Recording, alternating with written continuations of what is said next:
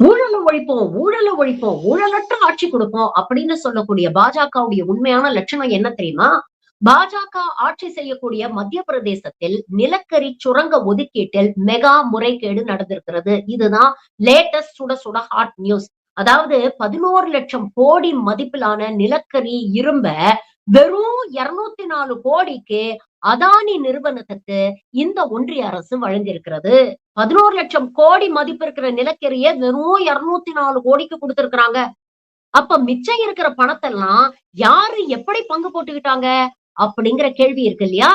இதற்கு மோடியோ, அமித்ஷாவோ பதில் சொல்லுவாங்களா? இல்ல இப்படிப்பட்ட முறைகேடு நடந்திருக்கே, அதானி மீது வழக்கு பதிவு செஞ்சு விசாரணை நடத்துவாங்களா? அதானி மீது இடி வழக்கு பாயுமா? அதானி மீது சிபிஐ வழக்கு பாயுமா? எதுவும் நடக்காது. கோதி மீடியா இது போன்ற முறைகேடுகள பத்தி பேசாது. ஆனா, தமிழ்நாட்டுல டாஸ்மாக்ல 1000 கோடி ஊழல் ஆயிடுச்சு அப்படின்னு ஒரு பொய் வழக்க போட்டு இழுத்தடிச்சு, கடைசியில கோர்ட்ல போய் மன்னிப்பு கேட்கிற கேவலத்த ஈடி செய்யும்.